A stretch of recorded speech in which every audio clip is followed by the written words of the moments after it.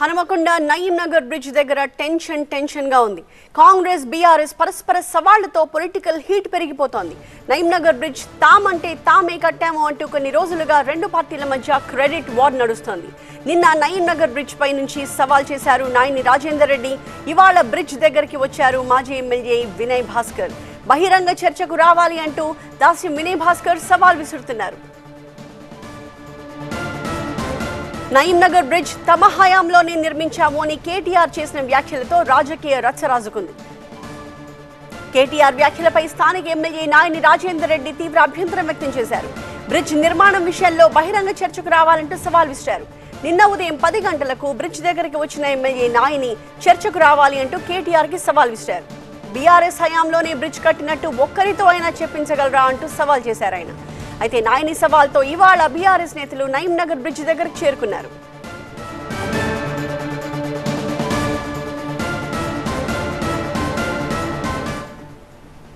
ప్రస్తుతం మాజీ ఎమ్మెల్యే వినయ్ భాస్కర్ అక్కడ మాట్లాడుతున్నారు. లైవ్ లో చూద్దాం. సందర్భంగా గుర్తు చేస్తున్నాను.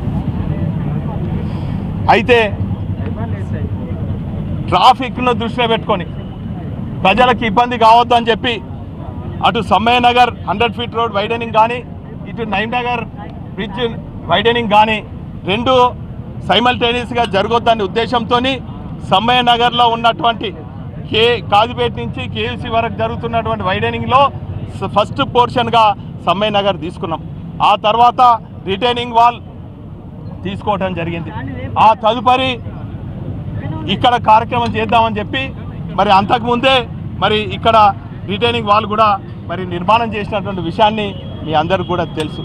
అయితే ఆ కార్యక్రమం సమ్మయ్య నగర్ వైడనింగ్ అయిన అనంతరం ఈ కార్యక్రమం ప్రారంభిద్దాం అనుకునే వరకే ఎలక్షన్ కోడ్ వచ్చింది.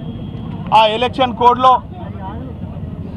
మీరు అమలు కాని హామీలు ఇచ్చి 420 హామీలు ఇచ్చి 6 గ్యారెంటీలతోని తెలంగాణ ప్రజలను మోసం చేసి మభ్యపెట్టి అధికారంలోకి వచ్చి మరి ఏ ఒక్క హామీ నెరవేర్చకుండా ఈరోజు ప్రజలు ఎక్కడ తిరగబడతారనో ప్రజలు మీరు ఇచ్చినటువంటి హామీలు అడుగుతారని చెప్పి ఈరోజు మరి ప్రతి 2 నెలలకు ఒక డ్రామా చేస్తున్నారు. స్టేట్లో ఒక డ్రామా అయితే స్ట్రీట్లో ఒక డ్రామా, అక్కడ ఏ డ్రామా అయితే ఇక్కడ ఆ డ్రామా. ప్రజాస్వామ్యవాదులందరూ కూడా నవ్వుకునే పరిస్థితుల్లో మీ ప్రకటనలు ఉన్నాయి. మీ ముఖ్యమంత్రి గారు ప్రతిపక్ష నాయకుడిని లాగులలో తొండలు దొరగొడతా అంటాడు, గుడ్లు బీకి గోళీలు ఆడుకుంటా అంటున్నారు. అదే పద్ధతిలో నువ్వు గాజుల సంస్కృతి అట. నాయనానే 18 ఏళ్ళు ప్రజాప్రతినిధి ఉన్నా, కార్పొరేటర్గా ఉన్నా, ఎమ్మెల్యేగా ఉన్నా, మరి ఉద్యమకారుగా ఉన్నా, రైలు రోకోలు చేసినాం, రాష్ట్ర రోకోలు చేసినాం. సమైక్యవాదులకు కూడా ఈ గాజుల సంస్కృతిని నేను చూపెట్టలేదు.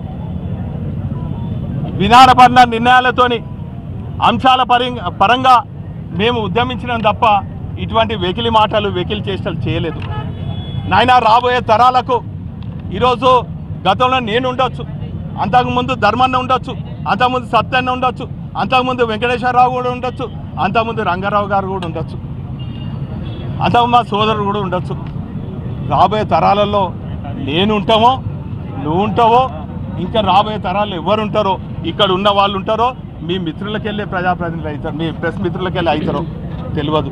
కానీ ఒక మంచి సంస్కృతి సాంప్రదాయాన్ని కొనసాగించే విధంగా సమస్యలను పరిష్కరించే విధంగా చేద్దాం తప్ప ఇటువంటి వెకిలి మాటలు. ఒకరోజు వినయ్ భాస్కర్ దమ్మేంది ధైర్యమేంది అంటాడు, ఒకరోజు వినయ్ భాస్కర్ ఎంబడి ఎవరున్నారు, ఒక తొర్రి ఒక మర్రి అంటాడు. ఇవా ఒక ఉద్యమకారుడు, టీజే రాష్ట్ర అధ్యక్షులు, కేసీఆర్తో సమకాలీకుడు, నిస్వార్థంగా ఉద్యమంలో పాల్గొన్న వ్యక్తిని పట్టుకొని ఇష్టం వచ్చిన మాటలు.